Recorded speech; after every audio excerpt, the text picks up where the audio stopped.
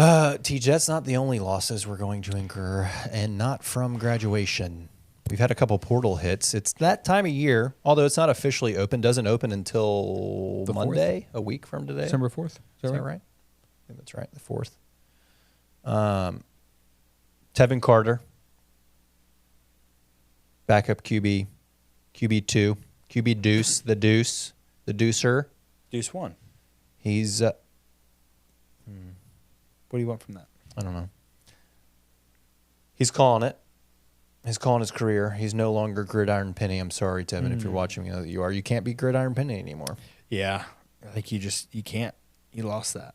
Depending upon where he goes, he could be Gridiron whoever they had. I mean, look. What an up and down.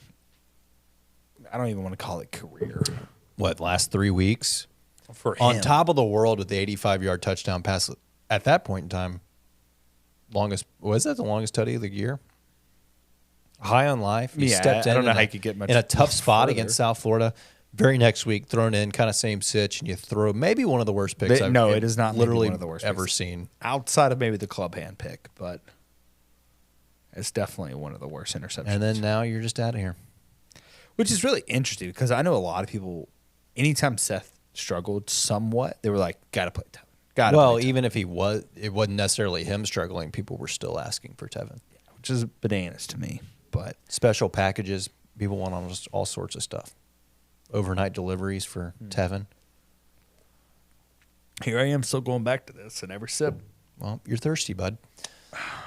He's not the only. The one that really, I think, is going to be, it's not, look, a lot of people may not see it this way because offensive line is not, it's not sexy. It's not sexy. Gabe, Sorry, Gabe. I'm sorry. You're it's not just sexy. not a sexy position. Gabe's People not are sexy. like, I mean, I've seen it. People were coming at Twitter and they're like, offensive line, it's easy to replace, easy to find those fellas. It's not a big deal. Losing Davion Carter is a big deal. I'd agree. He has been I would say all year long, our best offensive lineman. Consistency-wise, Sure. No penalties, not really giving up tackles for a loss or sacks, anything. I mean, he's just been consistent in doing his job all year long. Been there in the interior line for 2 years now. That's a 2-year starter, basically. Yeah. I know he got thrown in due to injury, Sure. but, I mean, he's been consistent since he's been starting in there. So per PFF, if you're into like the PFF grading, looking at He's top 10. Yeah, looking at the top offensive linemen in the group of 5, excluding SMU since they are leaving, Davion finished number 7 overall. It's pretty good.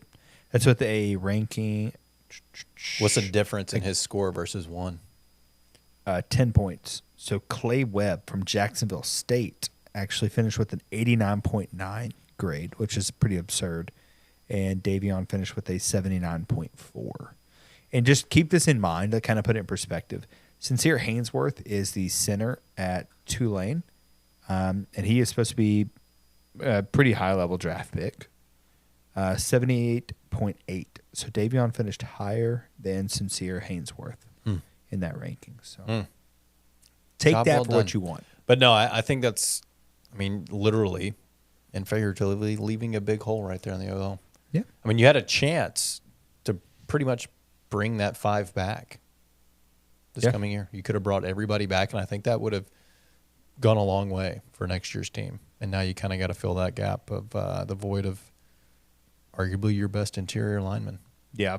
And I am curious how they fill that void, right? I mean, we've seen the transfer portal giveth and taketh away, right? Sure. So you could bring someone in. You could be someone from last year, a Mook Henderson from Arkansas.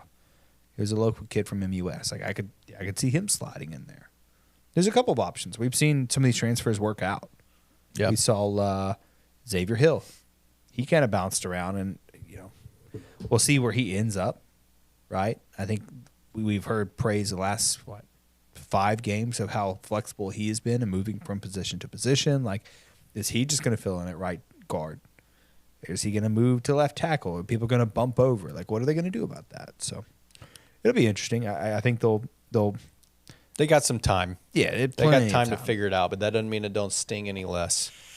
Not great. And then the worst part is, like, it's not going to be the last one, right? Oh, like, I mean, there's so many potential guys that can hit the portal, and I don't want to speak it into existence, but, like, look at, like, Rock Taylor. I think he's a perfect example of a guy that makes sense to hit the portal. Don't speak it into it. He listens. He's going to take this advice and hit the portal. Well, then he's going to continue to listen and understand where I'm going with this. Rock, look at Eddie Lewis. Look at Stonehands. Look at Edwin. He was here. He led the team in receiving. He thought the grass was going to be greener. He went to the SEC. Let me ask you one question. Do you love the game or do you love the bag? No, I love the bag. I'm going to be honest. What? What? I want to play the game. You can play the game. For the love of the game. I don't remember his actual. I don't want to go to South Carolina and get paid a little bit more money and then not a little bit more. He got paid a bit more money. But whatever. My point. What, do you want him to bench me? It's awful. Eddie Lewis went on to do.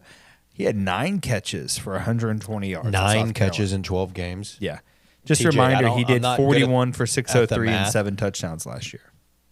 I'm not good at the math, but that's not even a catch a ball game. No, it's not good, Bob. So just something to keep in mind when you hit the portal. Yeah. Not everyone's Eddie Lewis, right? I mean, like Big Cam hit the portal, and he was pretty good this year. We had that big batted down pass in the game the other day. So, different strokes, different folks, but he is someone that fits the mold. I get it. A freak talent. Sure. And teams with money will easily call him in. And he's got the size. He's got the size. He's got the strength. I mean, there's so much to it. Yeah. We can arbitrary number. We'll pay $200,000 just to come here and try to start for us. Yeah. $200,000 for a college kid? That's great. Yeah, we'll see. It's definitely not the end of it. There's going to be more names, which sucks. When it's guys leaving, it makes you really hate the portal. No, of course. But like you said, it taketh, but it giveth as well. So we'll start seeing some guys and get some signings of people coming our way to maybe help. Maybe another Blake Watson out there. Maybe another Demir, as Wola would call him, Blankenschmeer. You never know. It almost seemed like he had a personal vendetta against him. What, Schmear? Yeah, just like, how you going to get someone's name wrong? I don't know. Multiple times. Blankenschmeer. I don't even know where that's coming from, but I mean, it's not Wola. a bad name. I think it's just Wolo, man. Maybe. Comes with the territory of Wolo.